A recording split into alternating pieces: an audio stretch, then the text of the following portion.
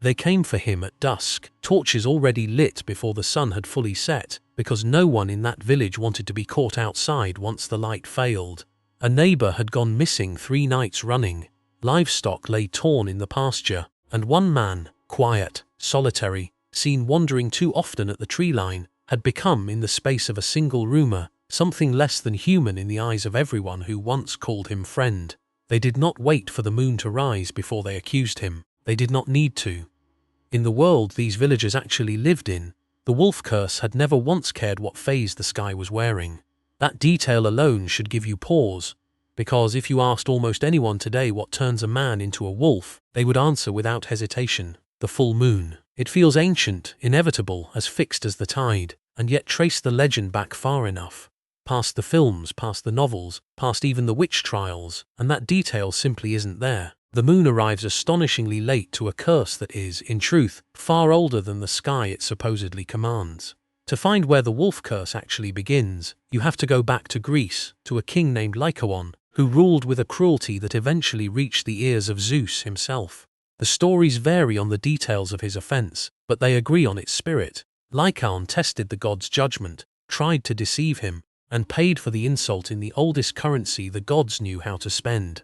Zeus did not banish him, he did not strike him down, he simply stripped away the shape of the man, and left the hunger underneath fully exposed, sending Lycaon into the wilderness on 4 legs instead of 2. Notice what is absent from this account. No silver crescent hanging over the transformation, no cycle, no timing, no celestial permission required. This was a verdict, handed down once, and it never needed the sky's cooperation to take effect. Carry the legend north, into the fjords and the war camps of the Norse world, and the wolf takes on an entirely different character. The Ulfhednar were not cursed men hiding a secret shame. They were warriors who welcomed the wolf into themselves deliberately, entering battle in a fury so complete that onlookers swore something more than human had taken hold of them. Some accounts claim the transformation was literal. Others suggest it was closer to a trance, a battle madness so total it might as well have been a change of skin.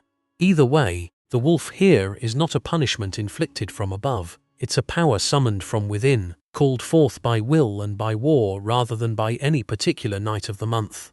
By the time the legend settles into medieval Europe, the wolf curse has changed shape once more. Now it travels through darker, quieter channels, a pact with something unholy, a spell cast in malice, or in one especially strange telling, something as simple and unsettling as drinking rainwater collected inside a wolf's own footprint. Imagine that for a moment. No grand punishment from a furious god, no battlefield transformation, just a moment of thirst and bad luck on a forest path. Still, no moon governs any of it. 3 ages, 3 continents, 3 completely different explanations for the same terrifying transformation, and not one of them looks up at the sky to explain itself. So where, then, did the moon finally enter the story? The honest answer is almost disappointing in how recent it is.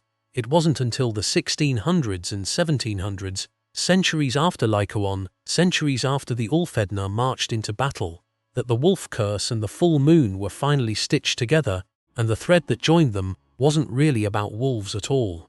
It was about the mind. For generations before that point, physicians and philosophers alike had already convinced themselves that the moon exerted a direct pull on human sanity, hence a word we still use without a second thought. Lunatic, drawn straight from luna, the old name for the moon itself. People genuinely believed that sleeping beneath a full moon could unravel a person's reason, could provoke violence, could summon nightmares no ordinary night would dare produce. Once that belief had settled deep enough into the culture, the werewolf myth simply absorbed it, the way old stories always absorb whatever fears happen to be circulating around them. If the moon could already unmake a man's mind, why not his body too? And once that logic took hold, it spread far beyond wolves alone. The same swollen moon was soon blamed for stronger vampires, for witches at the height of their power, for spirits walking louder through the dark than usual. The full moon didn't invent the fear of transformation.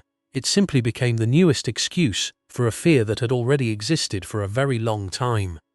Which means the villagers with their torches were never wrong about the shape of their fear, even if history has quietly rewritten its cause. Whether the change comes from a god's punishment, a warrior's fury, curse water, or a glowing shape in the night sky, the actual terror was never really about wolves at all. It was always about the possibility that the person standing beside you, or the person you yourself might become, given the wrong curse, the wrong night, could lose themselves entirely and never find their way back. So the next time the moon climbs full and bright above the tree line, remember that it inherited this fear far later than you'd think. The wolf was always waiting in the dark long before anyone thought to blame the sky for it. If this old thread of legend caught you the way it caught me, stay a while and subscribe. There's another curse waiting to be traced.